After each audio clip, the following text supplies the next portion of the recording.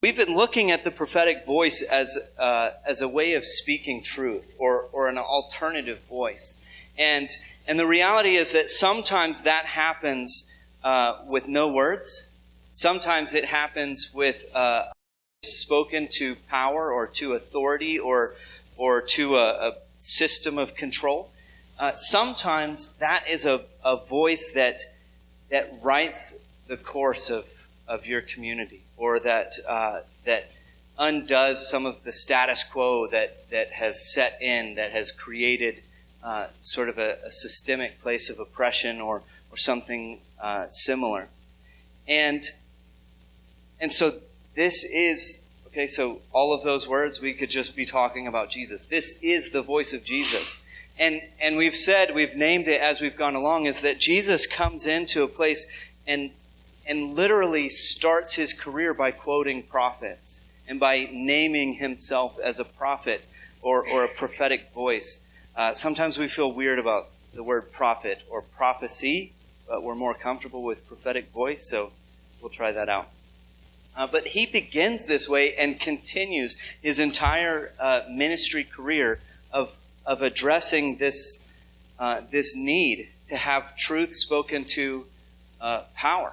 And the power, this is part of a problem with Jesus. We're going to get there in a second. But that power is the Roman authorities. The power is his own religious leadership. So a lot of his voice to power is a voice to those that are in charge of the Sadducees and the Pharisees and the priests and things that are people that are in charge of their faith.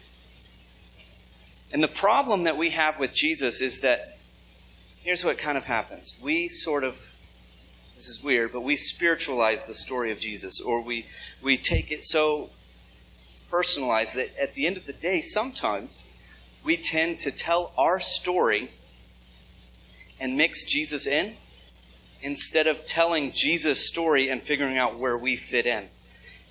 And when we spiritualize the story of Jesus, and we it's a weird term. Does that make sense? Spiritualize the story of Jesus? Okay, Jesus is a real person in real time with real politics all around him and real struggles and real life. And when we talk about Jesus in spiritual terms, we talk about ourselves and the spiritual process that we're going through. The hope that Jesus gives us is not a real thing, but is a spiritual hope that we're going to have at some point. And the reality is that when Jesus spoke and when Jesus acted, he changed lives for real people in real time. And when we think to the future, or when we undo some of that real world experience that Jesus brought, we lose a lot of that prophetic voice. And this is what happens. I'll give you a quick example. Just in my own story, in my own upbringing, the story of Jesus lost a lot of its power. It was put in a way that I am thinking of myself, and I'm thinking about my own process and my own faith journey, which are all important things. Don't hear that wrong. But it's not the only thing, right? Me is not the only thing. And so as I personalize this story of Jesus, I lose the sense of who Jesus was and how he was speaking this truth in a world of marginalized people. Here's what happens next. As Jesus speaks truth to power, as he reforms the Jewish tradition that he's speaking from within, is that we side with Jesus. That's fair, right? Sort of like in a movie, you watch the protagonist and antagonist, and most of the time, maybe you're different, but most of the time we identify with the protagonist, the one that's doing the good work, that's one that's changing lives. And so when we tell the story of Jesus, we naturally identify with Jesus, and that keeps us from recognizing that some of what Jesus had to say is addressing our religious tradition. It's addressing a way to correct our tradition and our theology and our faith is all still there.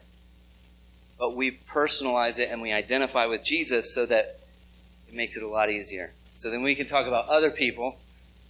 We can talk about other traditions. I grew up in the Church of Christ.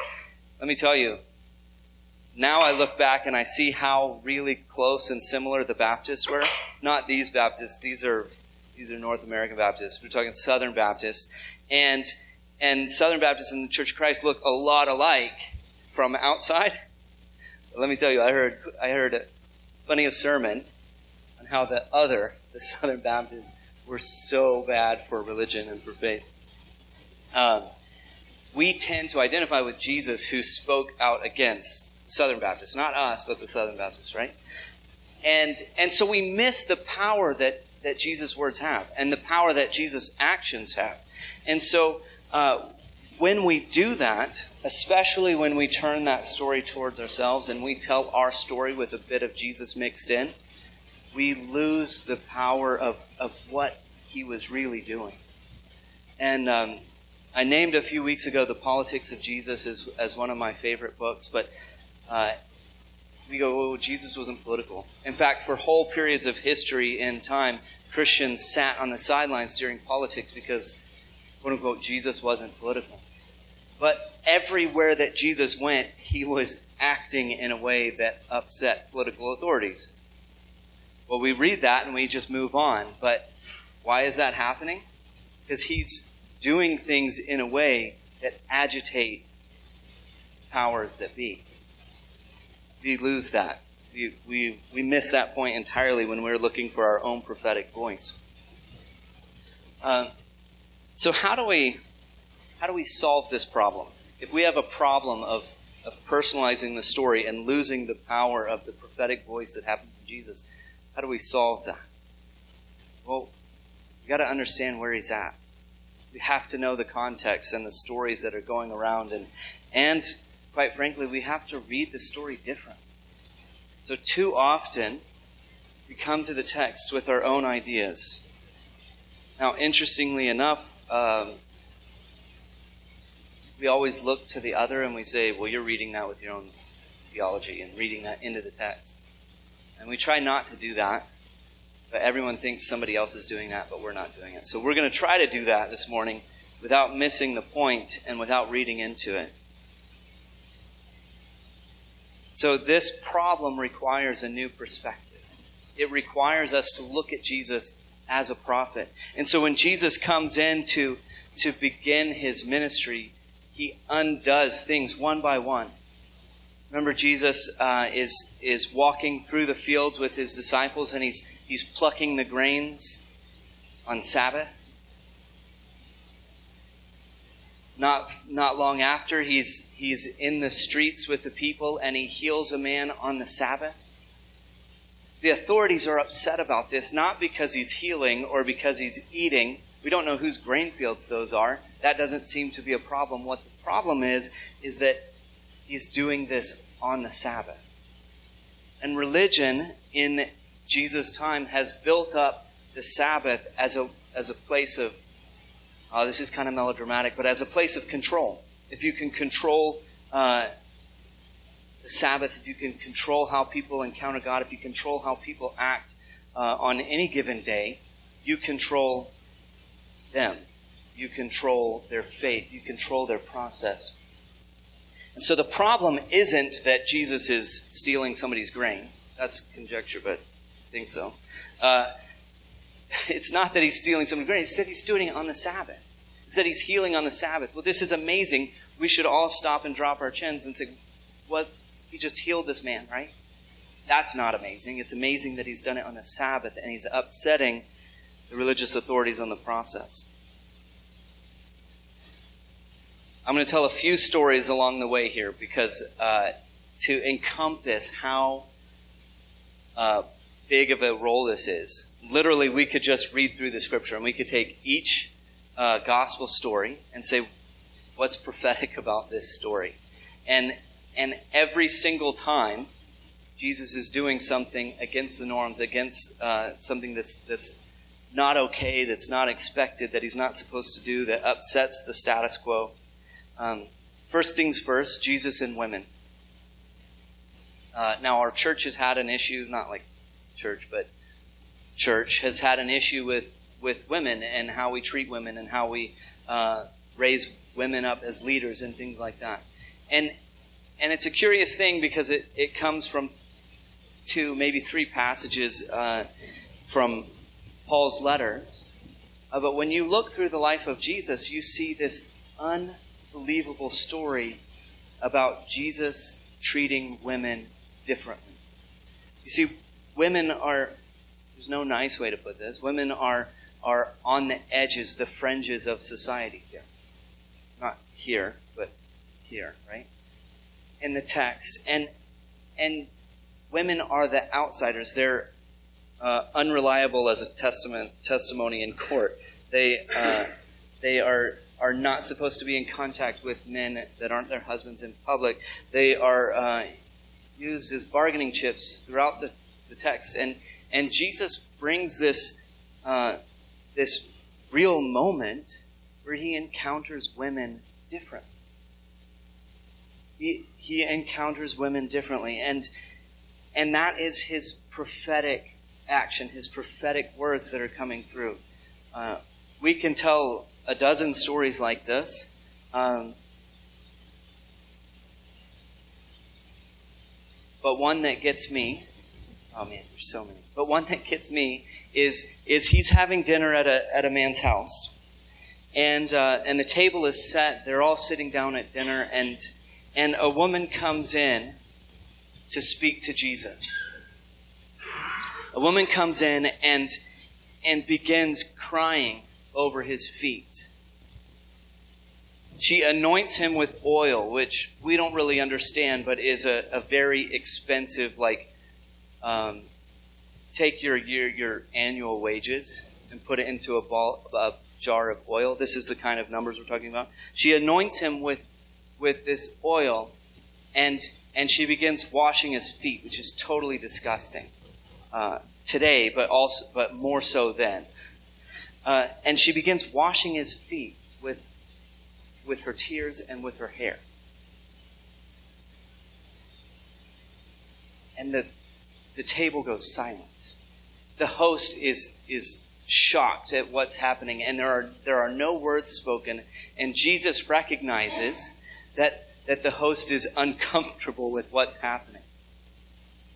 And he says to the host, he says, this woman who's totally you don't even interact with men that aren't your husband. You certainly don't touch them in any way, shape, or form, and vice versa. And here she is in a public setting, weeping over Jesus' feet, which is a beautiful image to us. It's totally inappropriate in their context. And Jesus calls out the host. You haven't cared for me. You haven't even given me water for my feet. You haven't even acknowledged what's happening here. And this woman has come in and has totally laid herself out before me. Nothing is wrong in Jesus' eyes with what's going on. Everything is wrong in terms of society and what's going on because this in itself is a prophetic action that changes the way people should view women in this context. That story goes on and on. He teaches women how to follow him. He teaches them the scriptures. He meets them at the wells and just goes on, changing the way the world or the way in our in the eyes of God that we are supposed to be treating these women. Next one, because we got a few. Because we got all these right. That's why we're going to come back. Jesus is telling the story of the Good Samaritan. We're familiar with the Good Samaritan.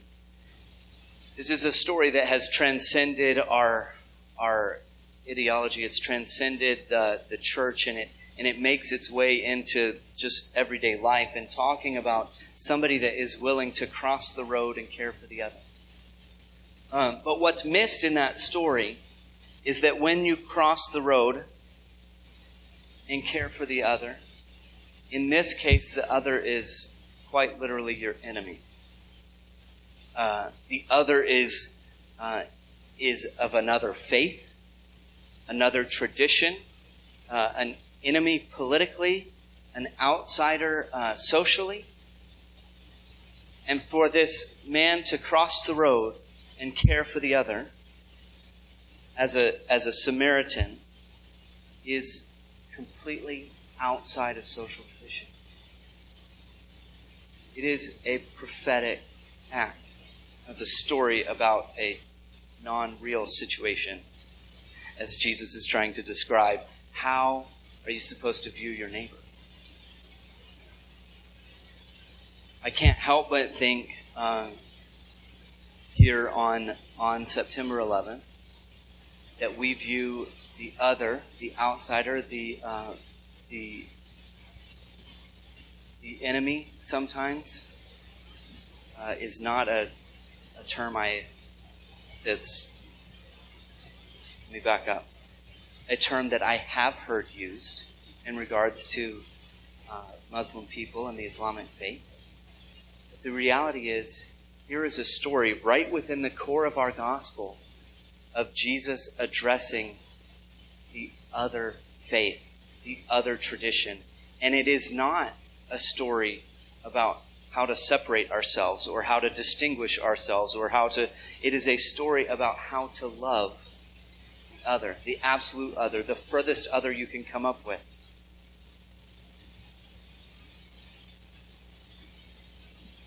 So we have opportunities to participate in these things. I serve, and this is kind of a weird thing, but I serve with a group of local people that get together and talk about faith from different faith traditions. I'm not, traditionally, I'm not supposed to do that, right? But here in the midst of our conversation, in the midst of the gospel, is a story about Jesus literally reaching across the street to reach over and invite somebody from the other faith, from the other tradition in. And it is completely upsetting to religious authority. Political authority, every authority. It's upsetting to everyone.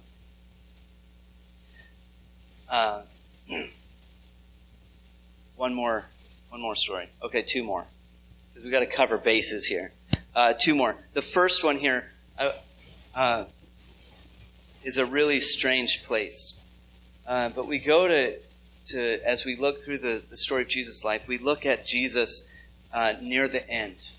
And Judas has betrayed him. He's taken the church or the group's purse of coins and he's taken and he's